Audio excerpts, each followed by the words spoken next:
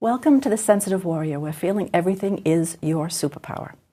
I am your host, Doreen Lang. I'm also author of Embracing Venus, Achieve a Life Lit Up for Highly Sensitive People. And I'm also a coach, and I help people look at their sensitivity, find out where they're stuck, and help them move forward. Each week, I have a chance to speak to very interesting people. And today, I am doing the same. Today, I would like to introduce you to Dr. Anna Burns. Welcome. Thank you. Hello. Nice to be here. So glad you're here. Dr. Anna Burns has she does something so interesting, and I did not speak with her purposely before this so that all the questions would be fresh. So it's going to be really interesting to hear what she does. But before we get started, if you could just tell us a little bit about yourself and what got you here. Yeah, so I am an ADHD coach for female entrepreneurs, and I came to this by way of a very circuitous route. I was trained as a physical therapist and was practicing since 2010, and then COVID hit, and I went virtual, went on my own practice, had my baby 2 months later, and my brain kind of decided that it had enough. And so I was later diagnosed with ADHD and had no idea as a child or even an adult that this was even on my radar. Wow. So you didn't struggle enough where you thought there was something going on? Right. Wow. So I remember talking to my therapist, and I've been treated for anxiety and depression for many, many years, therapy for God knows how long.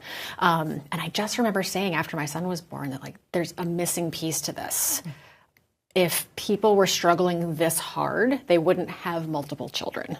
And I knew I was, very well treated for the anxiety and depression, but my brain just felt like it just took a left turn. And so I was diagnosed at the age of 39. And then I realized that so many other women are being late diagnosed. And that is the biggest part of the population right now. And so, but there aren't a lot of resources out there for adult women. And so I dove into coaching and then dove into coaching women with ADHD, and I'm working on trying to give them the tools that we all need. Yes. Without necessarily, with or without the medication, but give us a tool set, give us some resources so that we can feel like we are actual functional human beings. Wow. So as you know, this show is about, it helps people who do have high sensitivity to hopefully answer some questions.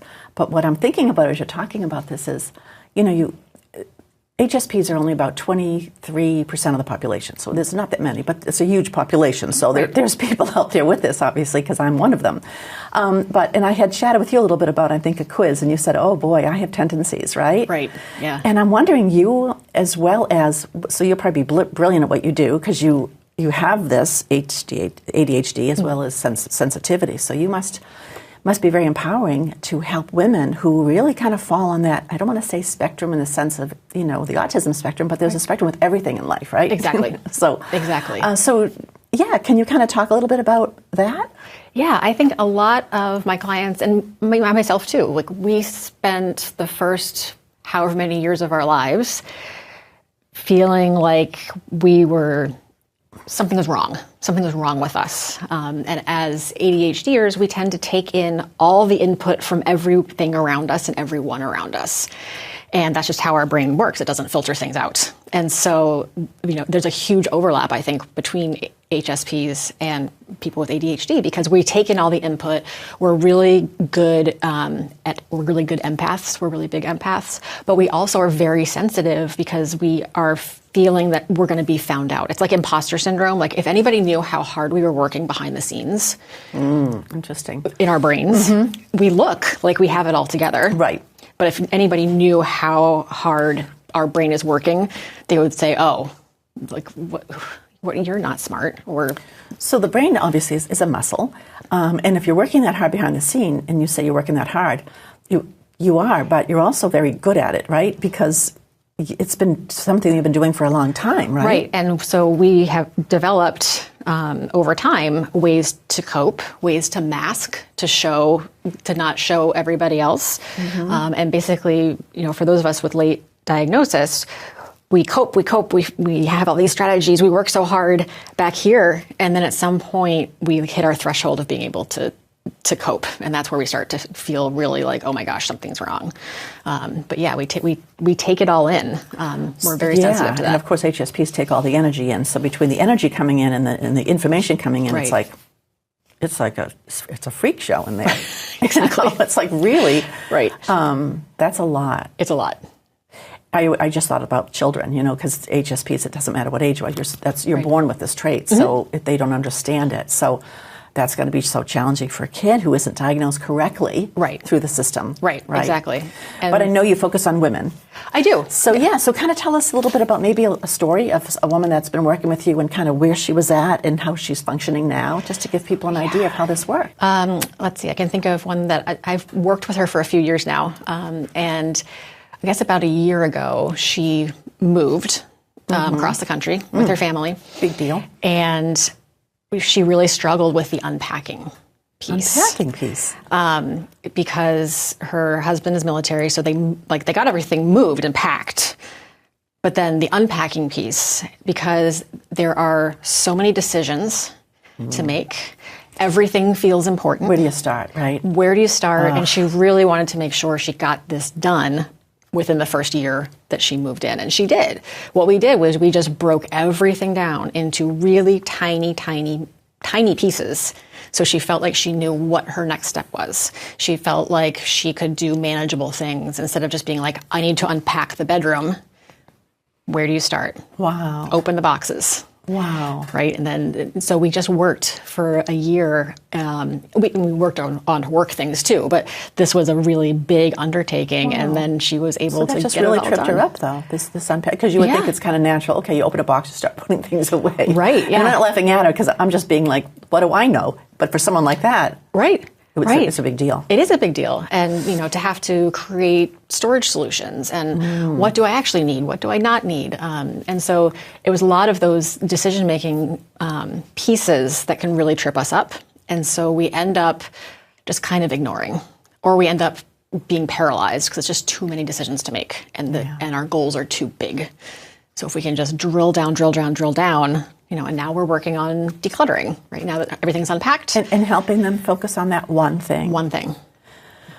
Well, that's really interesting. So do you find decision-making a challenge? Yes. And why is that? We have, because of our brains, we have so many ideas, and we can always play out in our heads all the possible ways that could happen. Like we take in all of the options as opposed to just looking at one. So that's, would you say analysis paralysis? Like, would you say that? Yeah. It literally just almost overthinking to a point where I don't even know which way to go. Yeah, and we get to a point of like decision fatigue where we've just made so many decisions already that we just like, I can't do it again. Do they need, for the majority of people, do they need help making decisions? Yes. Or they need support in how to make decisions. So instead of thinking about all the million ways that you could solve this problem, maybe just pick two and think that. Yeah, I find that so interesting because decisions are so important, right, for action. Right. And if people are really just so overwhelmed with what do I do first, right, I can see that being a bit of the population that, maybe they are hoarders. Yeah. Maybe they are struggling with something they just never get help with. And I'm not saying this in a negative way. I just mean the acts that require decision-making aren't being done. Right. So then you kind of swoop in, right? And you help them say, okay, well, what do you need to do? Where are we at? Let's focus. Right. And kind of get them going. Right. Yeah. And it's easier for me to come in because I have the big picture. I can see big picture in their lives. And be objective. And so, when you're in it yourself, and you're looking at like the covers are over their head. What do I do? It's easier for someone else to kind of say, all right, here's the patterns I'm seeing. Given your story, why don't we just start right here? This sounds like it's the biggest thing for you right now. That's so interesting. So you helped her. She moved, relocated. That was a really big deal. Yeah. And I'm sure her house is she probably doesn't want to make a move without you now. Right? I hope she doesn't have to move anytime soon. But you also help entrepreneurs. So when people come to you, I mean, and I know, I have a business in Norwell, and Yeah. it's a Reiki business, but I also do coaching, Yep. and I also have another business on the side where we have our courses accredited with the Nursing and Healthcare Association, so we do CEUs. Right. And that's kind of like 3 hats. Yeah. And that feels like sometimes completely overwhelming. Yep. And I don't suffer with ADHD, and Yeah. it's like, Right. I really have to like make notes to keep myself Right. to focus on the priorities of the day, or I'm going to just get so distracted by all the bells and whistles and distractions. Yeah. So how do you help them? I work with entrepreneurs to look at their business and see what their goals are. So like right now I've got someone who is starting up her business, and she is really into research mode. Mm-hmm. And she loves learning, and she's really into research mode. But I talked to her last week and I said, you know what? You're doing a lot of research and not a lot of action to move the needle forward. And so I think she said on last week, she said, I need a business plan. And I was like, well, do you need a business plan? Or is that just something that you can do behind your computer? And she went, ding, ding, ding. And so helping to refocus and say like, all right, you don't need a business plan. It turned out that she just needed to look at her financials a little bit. That's all she needed. Mm-hmm. She didn't need a big giant document. She just needed to get going. She just needs to get going, right? And so sometimes it's that kind of like, all right, what do you need for your business, and where is your ADHD getting in the way? And for her, it was kind of like the hyper focus of wanting to learn all the things and be really perfect at it before getting out there. And so kind of working with her and saying... And I think maybe a lot of people that are perfectionists too. Oh, absolutely. Will think that. Yes. And I'm not undermining what you just said at all. I'm just saying that that's a real challenge. So for someone like that, that's even more of a challenge, right? Exactly. And I read something yesterday and I thought of you. It was a photo I don't have it on my phone, which I won't grab, but it was a picture of a woman, and she was sweeping back the waves at the beach. Yes, I've seen that one. And it says something like, and I want to say it correctly, see if I can do it real quick. It says something like, people with ADHD would rather do what they want to do. Yeah. That's easy and not no thought, like pushing that back, which made no sense. Right. To what they really have to focus on. Exactly. The ADHD brain seeks novelty. And so we kind of call it like shiny object syndrome, where we'd much rather do the things that are giving us dopamine in our brains, that's that like good motivation focus chemical that like that reward chemical. And so that's why we do things that that are interesting to our brain, than putting off of things that are either boring, uninteresting. We know we need to do it, maybe we're procrastinating, right? So our brains seek that novelty. And so in business, this can be kind of having so many business ideas. And just not following through on any of them, or just being distracted by them. And so, I talk to people about put a journal and put your ideas in the journal, and then close it and keep doing what you're doing. So that way you remember them. Right, dump it down, but then... and they may not be great ones. Push it away, because it's going to distract you. Exactly. So now you've got it in a safe place. Yeah. And then we'll come back to it in a week or so, if that's still a good idea. Right. It's so interesting, because it really is quite common, isn't it, ADHD? It's... And I'm sure there's so many people walking around that aren't diagnosed. I know my husband really, really, really struggles with this. So years ago, I just got him one of those just a small notebook. It's not the teeny one, but it's just kind of a rectangle. Mm-hmm. And I have him put every morning the date, and then just put down what he has to do, or something that he wants to remember. Yeah. Because if he doesn't, it's absolutely a lost day. It's really confusing. Mm-hmm. The challenge is he keeps losing the notebook. That's not trying to be a joke. It's but it's makes you want to laugh, because I'm the one looking for it. It's really where are the keys? Where's the notebook? Exactly. I don't know why they can't put it. I don't understand, but. That's what I was hoping to learn from you. What is this? It's that our brains are so on all the time. And so we take something, we put it down because now we're on to something else, and then we don't remember where we left it. And, and so it's that we're so distractible in many ways that we might not even remember that we took that journal and moved it somewhere. Wow. So, oh my gosh. For me, I very often open the front door with my key, and I will often leave my key in the lock. and then go looking for my keys. And now my husband goes, have you checked the front door? Because he knows that and it's probably there. Yeah. And it's probably there. I have left them there overnight. So, yeah. And it's just like, I'm coming in the door. I probably have my hands full. I'm taking off my shoes. My kid's taking off his shoes. Or, he's just like sitting in the foyer. And so, it's just like, I'm on to something else. So really, people with ADHD, no matter age or sex or industry, it'd be really helpful to learn these tips. Right. Because they could be struggling on every level, from stuff in their car, getting to work, figuring meals, it's just got to be really... Yeah. Figuring meals is another big one that I work with decision fatigue on. So if you're at the end of your day, it's the witching hour, you have spent all day making tons of decisions, and now you have to choose what to make for dinner, and you have to actually plan it, grocery shop it, prepare it, right? And so to do that is so many more decisions. So I actually work with people on meal planning a week or a month at a time. Wow. And I have a template, like a free guide on my website, but I have a template, and I did that this morning. I planned out all of the dinners for the week so that I go grocery shopping once, and I'm not having to make all of those decisions when I am not at my best. It's also so smart, such a time saver. It is. But with ADHD, it's like, I need it, but it is so smart anyways, It really, really does help. Just to make all of those decisions at once, and now you don't have to decide what to eat for dinner for the rest of the week. Wow, so decisions are a real issue. Yeah. I wouldn't think that. I don't know why. So tell us how people with ADHD, how technology helps or challenges them, or do they go down that rabbit hole and they get on their phone? Do they stay on the phone? They go deep to the videos? Do they get lost in there? Oh, yeah. ADHD, a lot of people hyperfocus, where they just look at it or something, and then they just forget how much time has gone by. The phone is a big thing, social media. Oh, interesting. It's a big rabbit hole. But also technology can be great.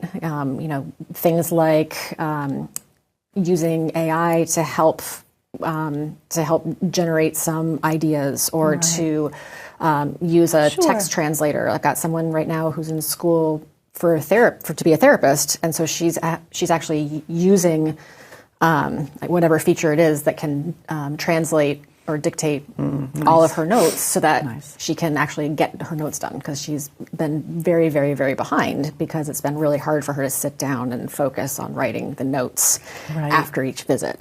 So technology can be great. A digital calendar can be great. Setting up reminders, but it can also be a big distraction. So it's a matter of knowing yourself and knowing, use that do not disturb. How are you it's okay. It's okay, yeah.